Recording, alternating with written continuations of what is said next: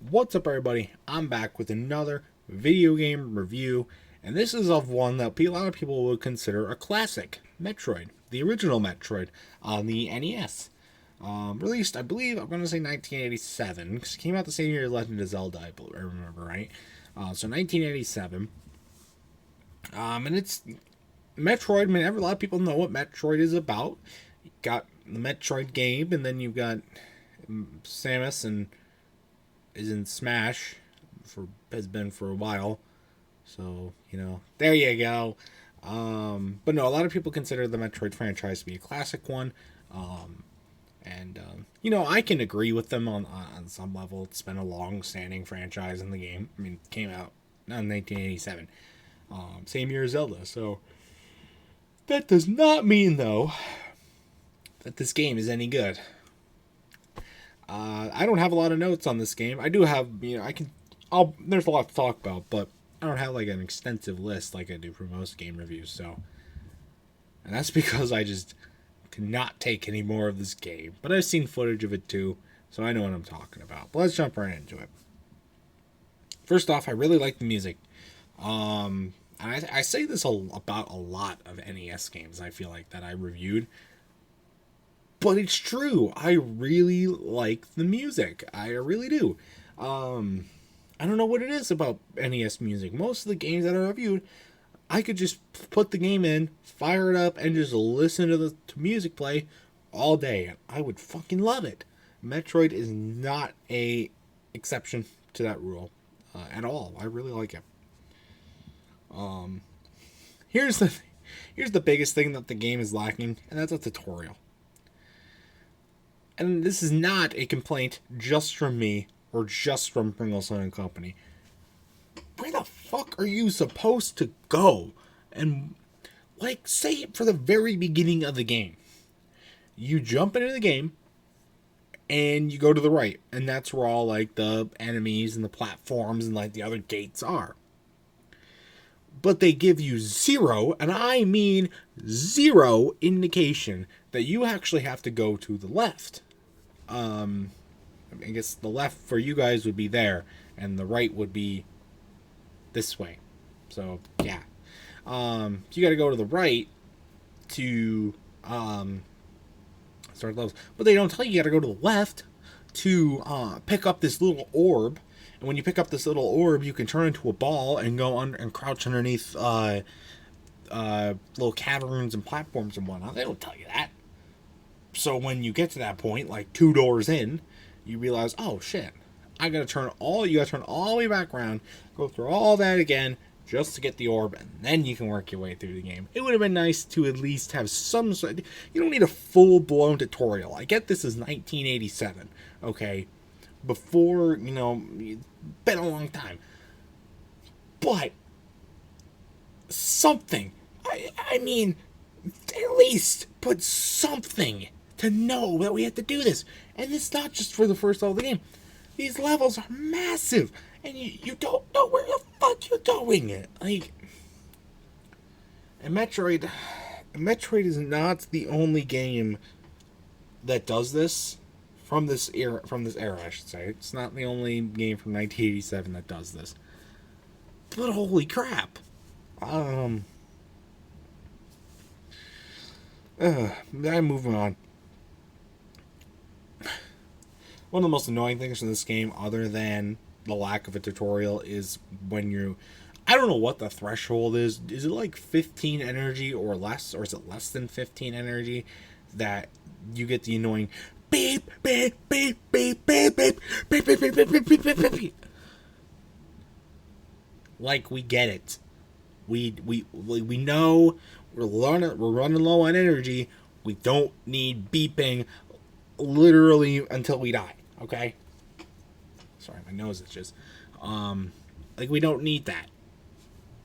Okay, maybe a couple beeps. Maybe the letters turn red but it says 14E. Maybe those turn red. Maybe the energy bar turns red instead of beep beep beep beep beep. We don't need that, okay?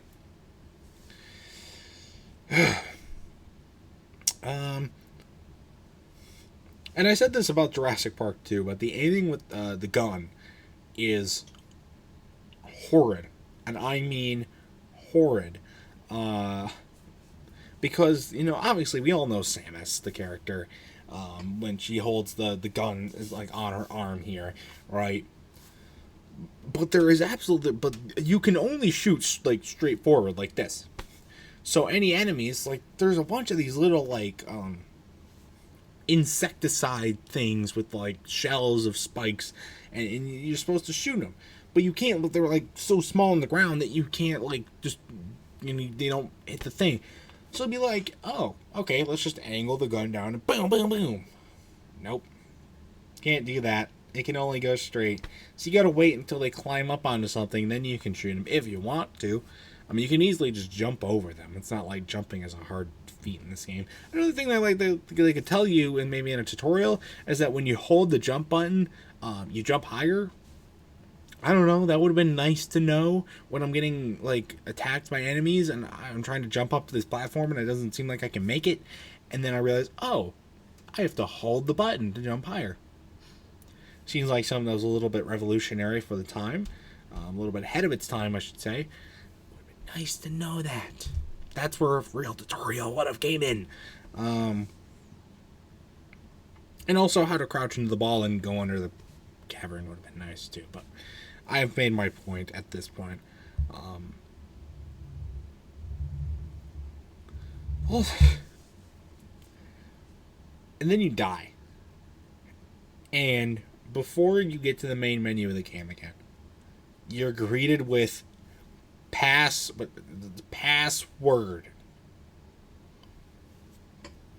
And then you have like this 32-digit long hieroglyphic sentence that you're supposed to just memorize so that you can recoup your save file. And 90% of the words are just zero. Or just the number zero.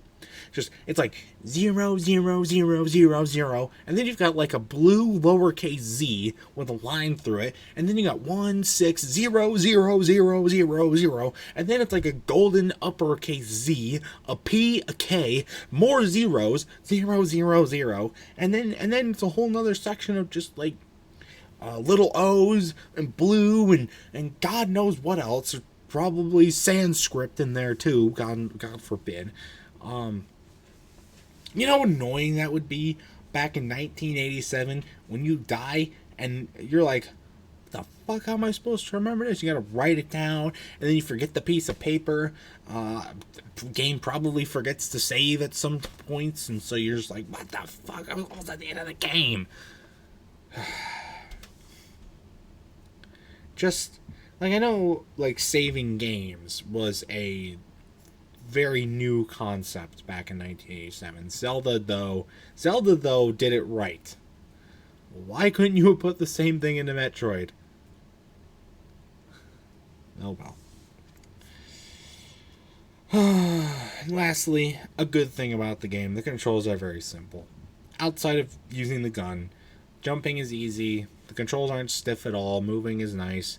And yeah, so it's not really hard to figure everything out, and it's easy to use, so I'll say that. But yeah, that's my thoughts on Metroid overall. It wasn't a bad game. I ripped on it here. It's not a great game. I don't think it really aged too well. But I'm glad they continued with it. I'm glad they made more games for it so that people could continue to like it. And I think it's going to live on for quite a long time. But I'm glad I have this game. Because it's a classic. It's in good shape. Looks cool. So, and I like the music. So, any game with a nice soundtrack is good enough for me. So, my final score for Metroid for the NES, I'm going to have to give it a 7. 7 out of 10. It's going to have to be my final score for it. So, if any of you guys have played this original Metroid, I know there's a remaster as well. If you've played either of those, I'd love to know your thoughts about them in the comments section down below. So, and that's going to do it for this game review. And that's going to do it for this video. So I'll be plenty more game reviews. I don't know how many more I'll be getting for the NES. I know there's at least one more possible game that I still gotta play for the NES. But I've got a lot of other systems to work on as well. So there will be more coming out. Don't worry. So stay tuned for those, and stay tuned for other much more amazing content as well. And until next time, I will see you guys later. Goodbye.